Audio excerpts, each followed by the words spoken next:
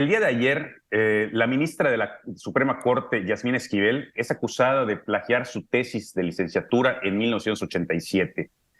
Ella es candidata a presidir la Suprema Corte de Justicia y ella asegura que es falso. Obvio, esto es un escándalo. El tema legal no, sería lo que nos pudiera pues, dar un panorama diferente. Eduardo Sodi, ¿cómo lo ves? Sí, bueno, a ver, el tema en principio es de escándalo, no hay duda.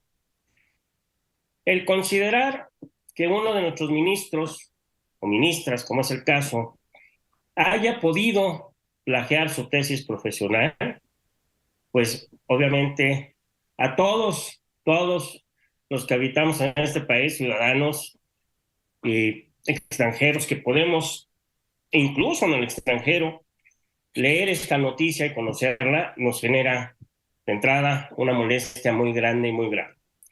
Esa molestia ha hecho que en las redes pues se hagan muchas especulaciones respecto de la situación de la ministra en la Suprema Corte de Justicia.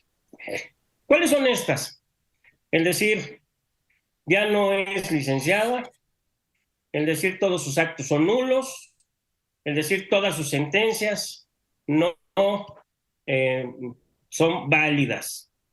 Esto no es así. ¿Por qué no es así?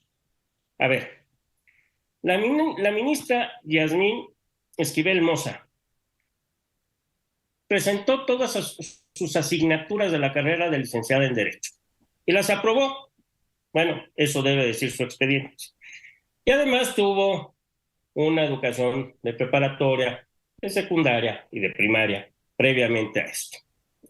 La ministra presentó una tesis que en su momento fue aprobada. Ahorita regresamos al punto. Fue aprobada y presentó un examen profesional en el que la cuestionaron sobre su tesis y sobre seguramente otros temas. Esto da lugar a que la UNAM emitiera un título, le otorgara un título. Y después ese título se va a la Secretaría de Educación de Profesiones, Secretaría de Educación Pública, a la Dirección General de Profesiones, que analiza y determina que cumplió con los requisitos para autorizarla a ejercer la carrera de licenciada en Derecho y por tal le emite una cédula profesional. No estamos hablando de alguien que compró su título en Santo Domingo, que se lo imprimieran, y su cédula, de alguien que no fuera licenciada en Derecho. Sí lo es y sí lo ha sido. Sin embargo, los medios para lograrlo son los que se cuestionan, ¿no? O sea, si tengo que hacer una tesis y esta tesis la copié, que al parecer así es, porque de todas las imágenes que nos mandan, pues no cabe duda, desde mi punto de vista muy personal, que ahí puede haber un plagio, ¿no? De la tesis intitulada Intolerancia de los sindicatos a los trabajadores de confianza, artículo 123, apartado A, que es el mismo título de la tesis de un abogado que se llama Edgar Ulises Báez Gutiérrez. Y si vemos el índice es lo mismo, y si vemos muchos párrafos son lo mismo. A ver, vamos a pensar que fuera un plagio. ¿Qué pasa? Si hubiera un delito por el plagio contemplado en la Ley de Derechos de Autor, en esa época, porque todos estos actos fueron en 1987, entonces no podemos utilizar las leyes actuales para ver si se cometió un delito o no se cometió, castigos. Nos tenemos que ir a 1987, las leyes que regulaban esto. Ahí lo que vamos a observar es que si se cometió un delito, fue en contra del autor de la obra, del autor de la tesis, y solo él tiene o tenía facultad para presentar lo que se llama una querella. Esto fue hace 35 años. Así es que si hubiese llegado a cometer un delito la ministra, estaría prescrito por las leyes que recaen al acto en ese momento, por las leyes procesales, el delito de querella estaría prescrito. Es decir, ahorita no se le podría presentar una querella, porque seguramente determinarían que por tantos años está prescrito. Sin embargo, hablemos de la posición de la ministra que quiere ser presidente de la Suprema Corte de Justicia. Claro. Para ser ministro se requiere gozar de buena reputación. Artículo 95 de la Constitución. Gozar de buena reputación.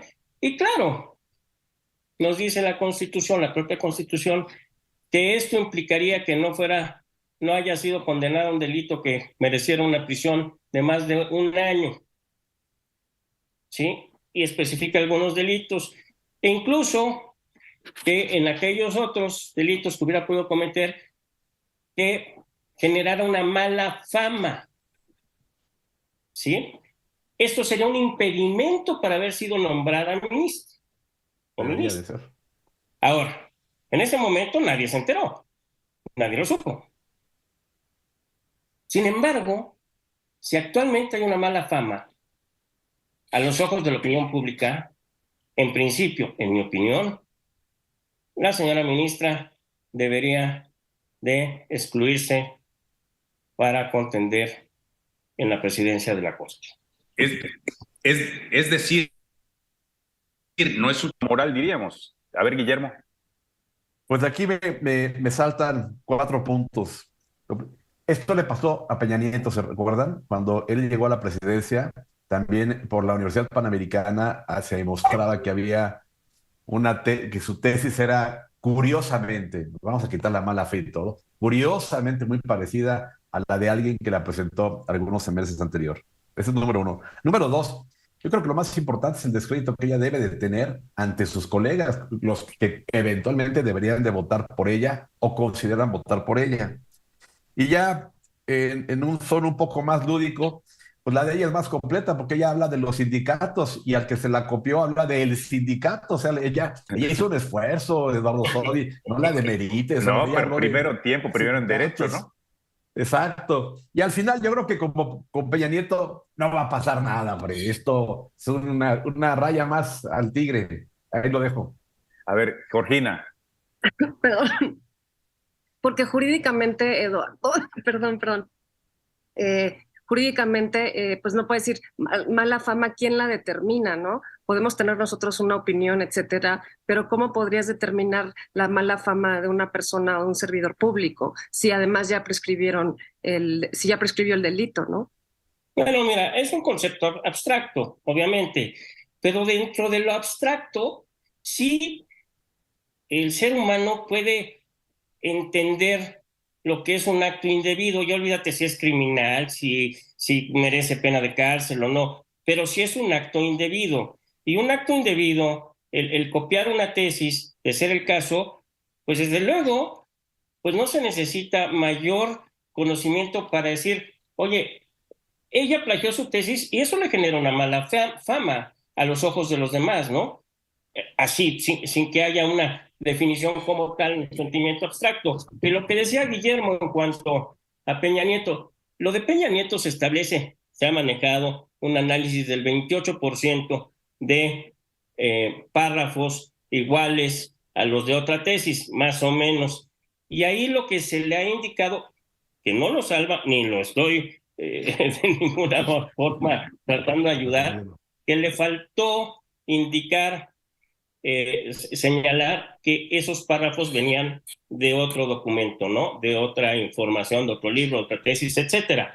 Eso es la defensa de este señor. Pero aquí, híjole, el índice es idéntico, párrafos completamente idénticos. En fin. O sea, tú no crees en las coincidencias, Eduardo, no crees en las coincidencias, tú.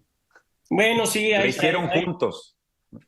Hay obras musicales que se han dado en diferentes lugares, lo dicen, ¿no? Casi con el mismo nombre, y son inspiraciones divinas.